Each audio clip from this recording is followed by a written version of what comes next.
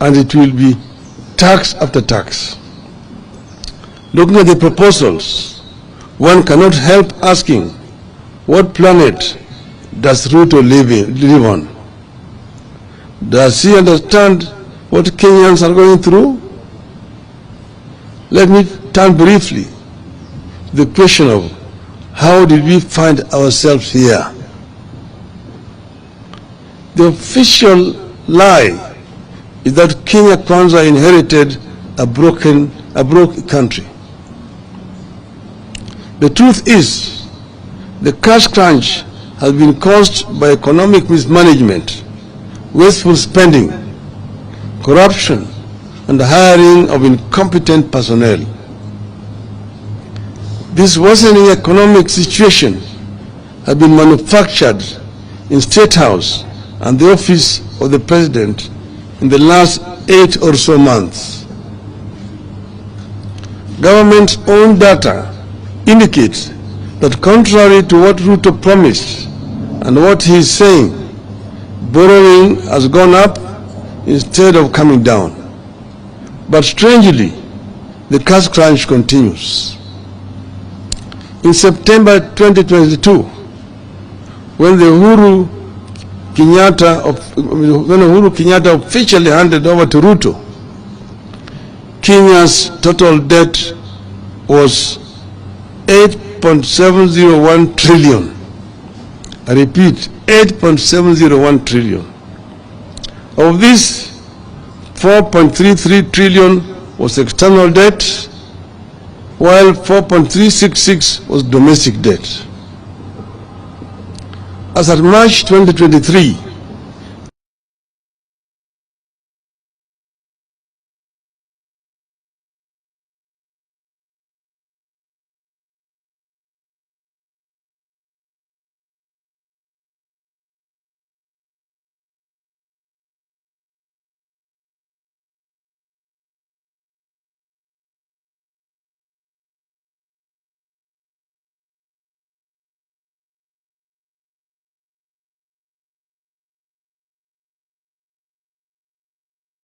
where is the money going? It is being stolen and being spent on wrong priorities to massage RUTO's ego. And that is not all. Quietly, RUTO is trying to change the country's debt ceiling from the current absolute number of Kenya shilling 10 trillion to a moving number of 55% of GDP. And right now they are trying to bring amendment in Parliament that will remove the parliamentary authority to sanction increase of debt. The debt level is already 60% of the GDP. To beat that violation of the law, RUTO wants to force an amendment to the Public Finance Act to allow the National Treasury and not Parliament to set new debt ceiling. Which is why we are calling on Kenyans to reject excess taxation to finance wasteful expenditure. It is urgent that we bring RUTO back to earth because he lives on another planet. As this bill heads to the National Assembly, we must remind RUTO that excessive taxation is stifling growth. We must tell RUTO that when people have to park cars at home because of cost of fuel, it is bad for the economy.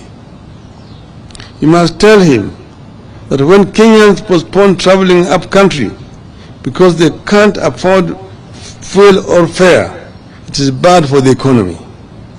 You must tell him that when people choose to stay indoors because they want to spend less on expensive goods, it is bad for the economy.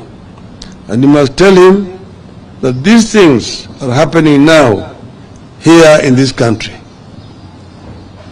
Rather than burden Kenyans, we want RUTO to undertake the following.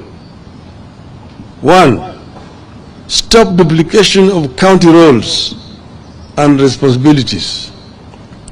In the proposed bill, budget for health is growing by 35 billion shillings at the national level, yet health is a devolved function. 2, adopt a zero-based budgeting. Don't take the previous budget as the baseline. Every budget must start at ground zero, where everything has to be justified. 3, don't grow the size of the budget. Cut it down and live within your means. 4, instead of imposing new taxes, see the loopholes that lead to the loss of revenue. 5,